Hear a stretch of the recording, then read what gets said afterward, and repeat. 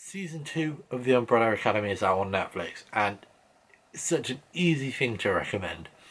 I've been watching it, and I can't say I was massively into the comics because I didn't know they existed. I think a lot of people knew they existed because of Gerard Way. I think that's how you say it. I might be saying that wrong. My Chemical Romance, obviously, and I think a lot of the playback to the music in this and why it's so good. I'm guessing he has a say in it. If not, if I'm wrong, I'm an idiot. But the music in this show is one of the things that sold me in the first season, let alone this season. But it's amazing in both seasons. Um, and coming into this one, actually a quick starter. I started reading the comics, and the one thing I found like amazing about this show is when you go into stuff like Endgame and all the Marvel films, you've got this weighted lore to it. And Umbrella Academy I thought was going to be the same thing. So I started reading the first volume, got through a few of the issues. I think I finished it. So it does the actual whole, basically beginning of season one. Not beginning, but a whole season one. Vanya kind of losing control, all the storylines build up. But the interesting thing is, there's not a lot to show from the comic. The comic is fairly lightweight. It's more the art style, I'd say, that kind of sells it, and obviously the fact who it's written by and co-written by. I was that impressed the fact that they took this and adapted it, and I think Netflix did an amazing job with this one because I'll be honest, I don't think there was much to take away. Like the core story is really good, but the fact that they kind of focus more on the relationships. So say you took the Avengers and you took away Ultron, all of that rubbish, and you just had them sat down like they are in that like kind of dinner scene, party scene. After that, how do they react with one another? How do they interact? How do they just mesh? Because I think that's the great thing about the Umbrella Academy as a general. You take moments here and there with Vanya, Klaus, Diego. They're all great characters, and it's something that they can kind of flaunt and show you how they build throughout the season. And I think in season two, it does even better.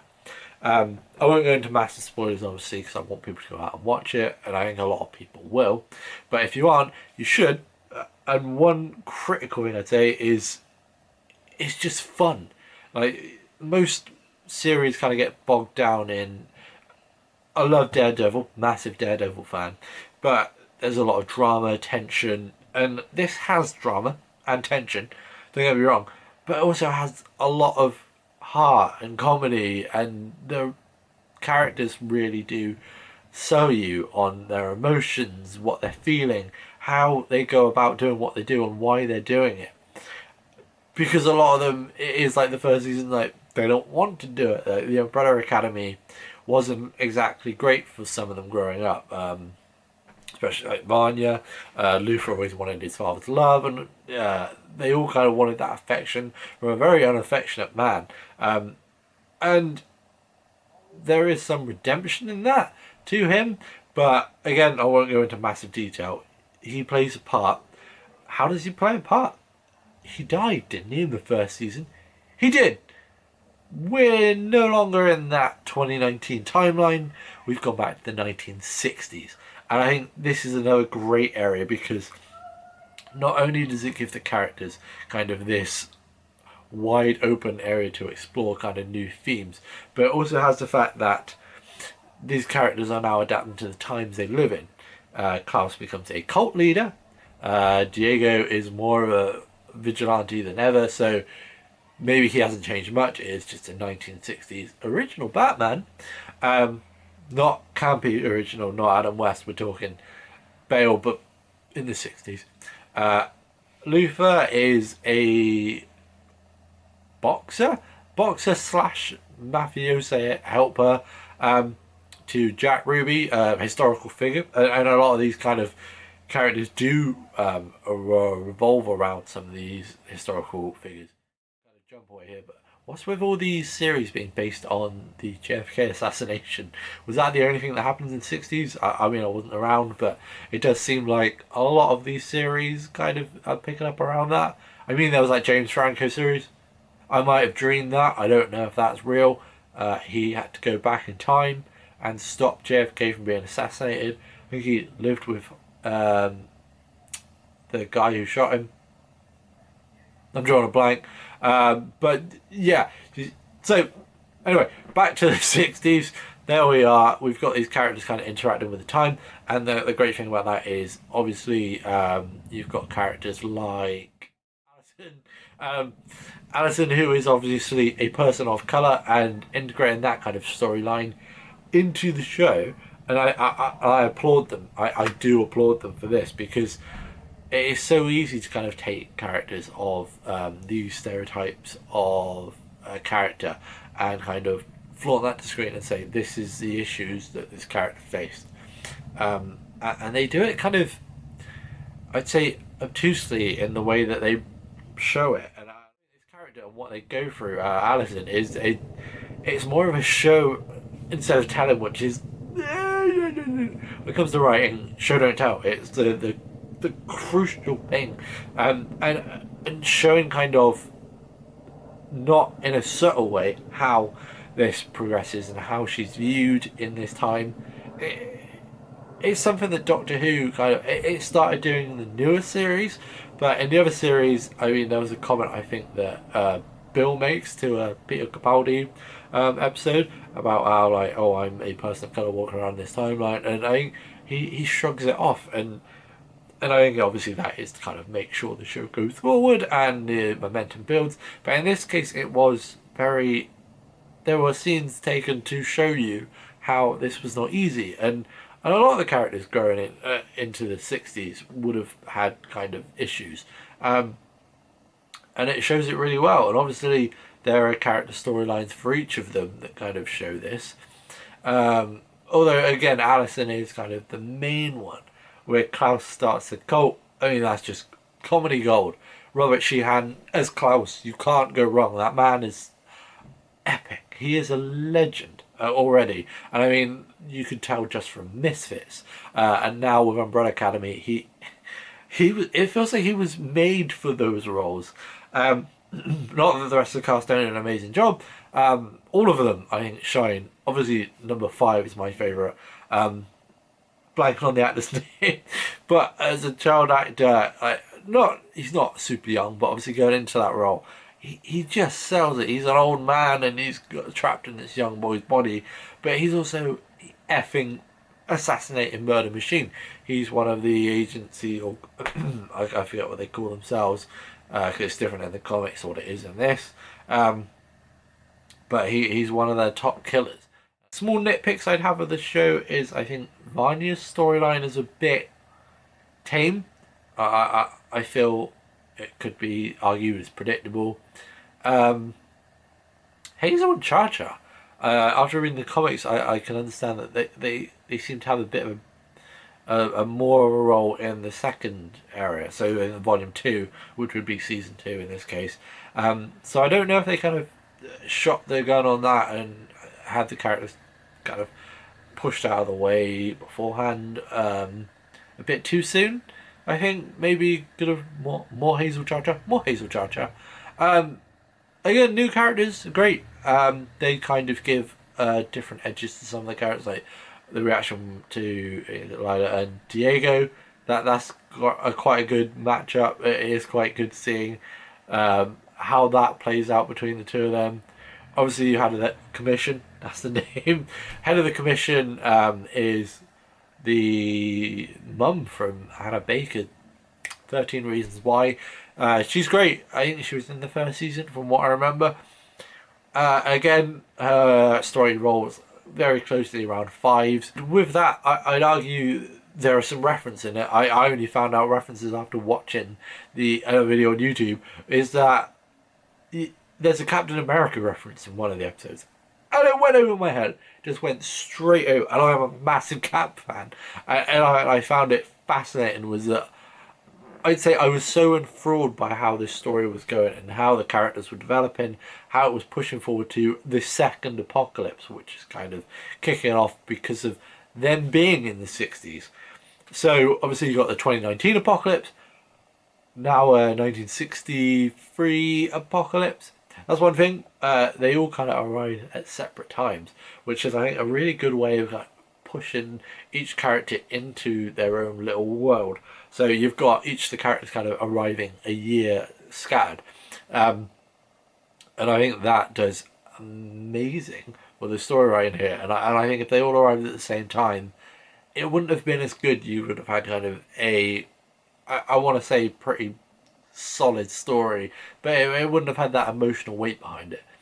And again, I'd say with Umbrella Academy, I wasn't like blown away when I first heard about it. I saw the trailer and I was like, oh, okay, I'll give it a go. And obviously that you had shows like Gotham and, and a lot of other comic-y shows, and I think it was a bit of a saturated market. What I think Umbrella Academy does really well is it's almost like an in-between DC and Marvel. It takes the undertones and the darkness and the kind of gritty areas of DC and it kind of sprinkles them with that Marvel magic, that comedy, that humour. And I think it does what Marvel doesn't do as well, and it's the writing kind of gives a story which is different. It's seven slash six, one of them's ghosts, 7 kids who kind of aren't really from the same world, thrown together, grow up into these heroes, and it's not a yay Avengers heroes. It's in the comics they're predicting the end of the world constantly, and it becomes kind of a boy who cried wolf. In the case of the Umbrella Academy, kind of gets mocked and laughed at, and it's not in the way that Tony Stark is saving the day with Steve Rogers and Natasha Romanoff. They're praised for it, and while it doesn't show it as much in the movies, like the Avengers always seem to be the kind of headlining good guys, whereas Umbrella Academy more is like the X-Men in the way that they go about it. They're not all that like, and the focus on them again, I think is quite good in this season, is that it takes it away and it puts them in a place where none of them know anything about the world. Maybe 5 knows a little bit because of his time jumping, but that's about it. They're all in the dark, and the stuff they get up to, especially Klaus and 5, I think are the kind of runaway steals of this season for me personally. I think Allison has a great storyline. Luther, kind of, I like the way he acts it. I don't know if he had too much to do, and I felt that more towards the end of the series as well, that he was kind of just there. And I think that's one takeaway I had from the comics, is that he had a lot more to do in the comics, being the leader, and I don't see that as much in the show. Well, it could be what they're doing. Like I said, the comics very lightweight in comparison to the stuff the show delves into. Yep. So all the characters, like a Vanya is a bit yeah, it's an alright story. Like again, compared to some series we've had storylines of, it's sufficeable. It builds into kind of the narrative of where it's going. 5, it's just watching the kind of crazy adventures. He gets the craziest adventures. I think that's why I like his character so much. It just goes from back to the next level. Most episodes. Diego's doing his Batman thing, and he gets called out on it a lot.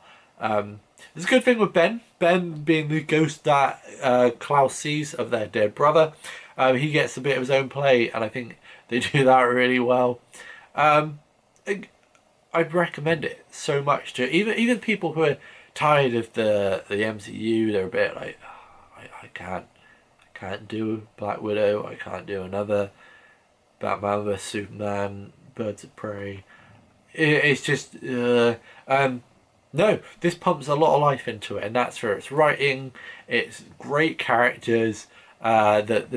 The soundtrack is probably, if you could still buy CDs of soundtracks instead of just Spotify, it's probably top rated on Spotify right now. I mean, there's a Billie Eilish cover of Bad Guy that, I mean, I've seen Facebook comments going into it about how good that song is. That's just one example. That's just one example from this soundtrack. But no, I'd wholeheartedly recommend this show to anyone. Maybe not in the older generations. Maybe it's a bit too dark in some scenes. Not in an hour, but like not in a. But there could be some blood and some gore. Yeah, that's Five's story again. Yeah, five gets a lot. Klaus gets quite a bit in this season, which I feel. I don't remember if he got as much screen time as he did in this season, but I feel a lot of the comedy kind of, they saw what he did in the first season and were like, Robert Sheehan's pretty damn good. We need to give him some more screen time. And I feel that might have been taken away from Ellen Page, but yeah. But again, all the characters are great. Love the dynamic between them all. Watch Umbrella Academy season 2. It is streaming now on Netflix. I mean, why did I sound like I was sponsored by Netflix? Damn, that's the dream. But anyway, Umbrella Academy season 2. Give it a watch. You might love it. You might hate it, but I doubt it. Love, I'd say it's more up there. But yeah, give it a watch.